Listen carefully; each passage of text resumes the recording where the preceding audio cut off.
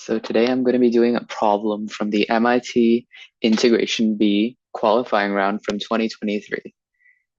So I thought it was quite interesting because it goes like the integral from 0 to 1 of the infinite product. Sorry, you'll have to excuse that. From n is 0, not 1, n is 0 to infinity of 1 over 1 plus x to the power of 2 to the power of n dx. So this integral has a big fat pi, which is something that I like personally because I like series as well.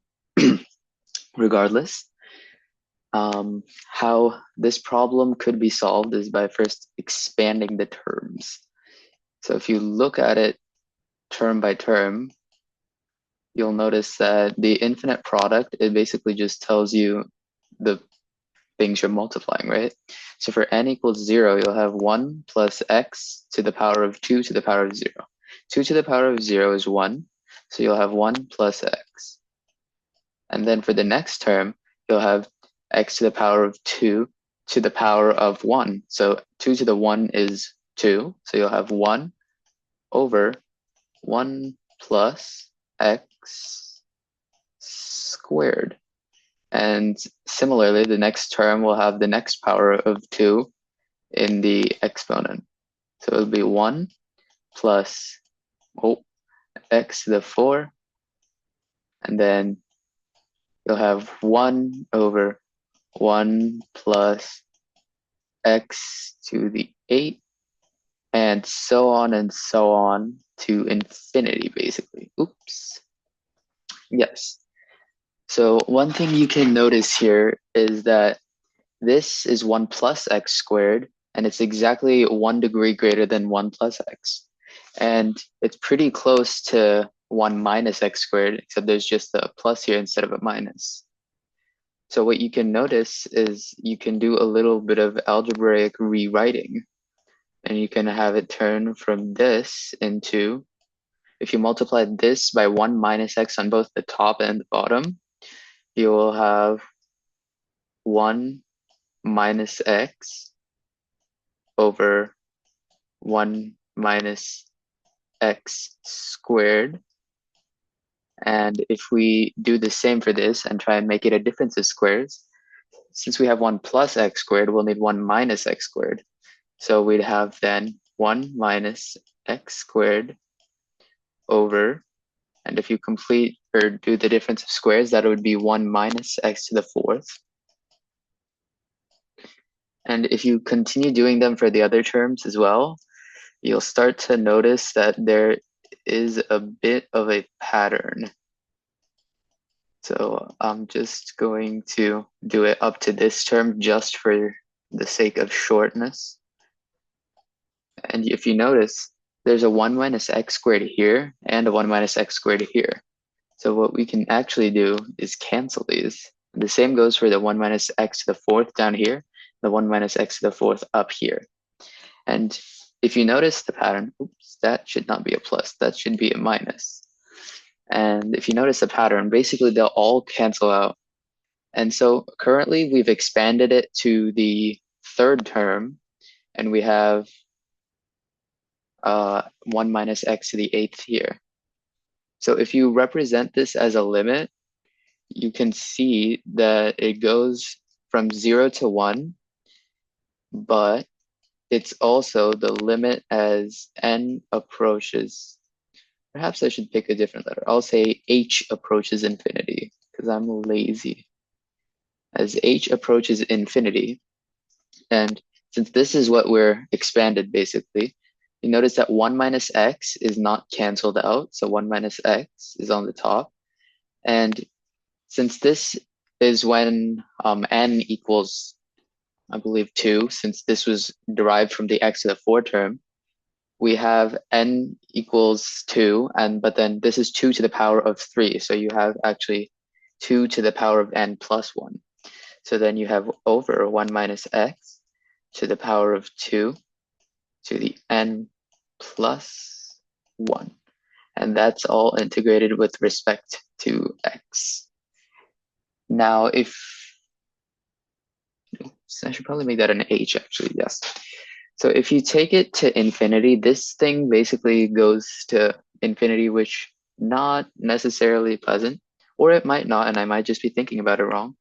But how I chose to see this is if you look at this u substitution that you can do, x is equal to 1 minus u, that would tell you that dx is going to be negative 1 over u squared du.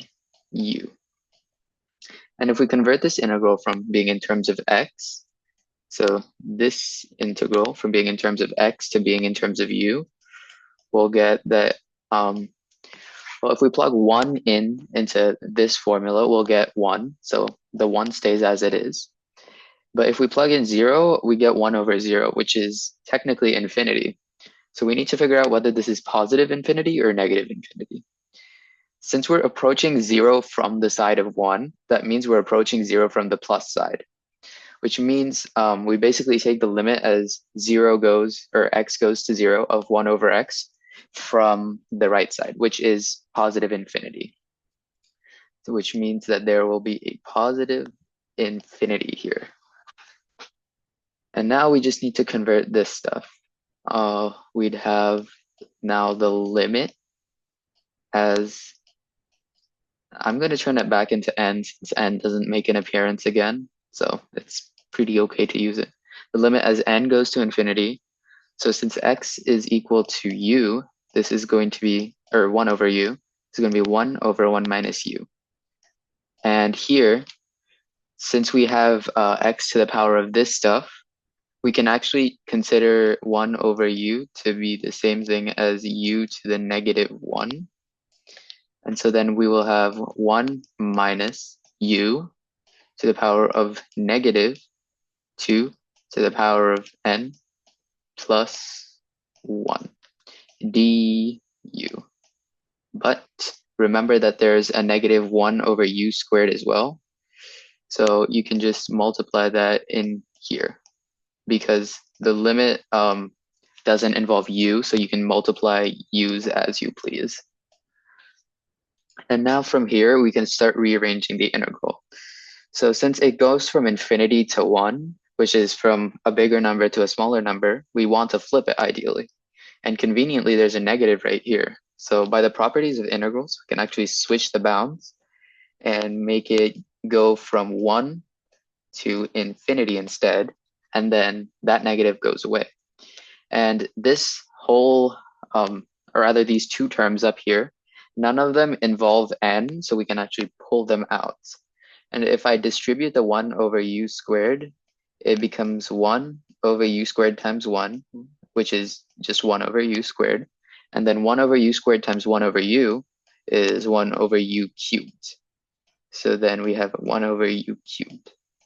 And then we have the limit as n goes to infinity of 1 over 1 minus u to the negative 2n plus 1 du.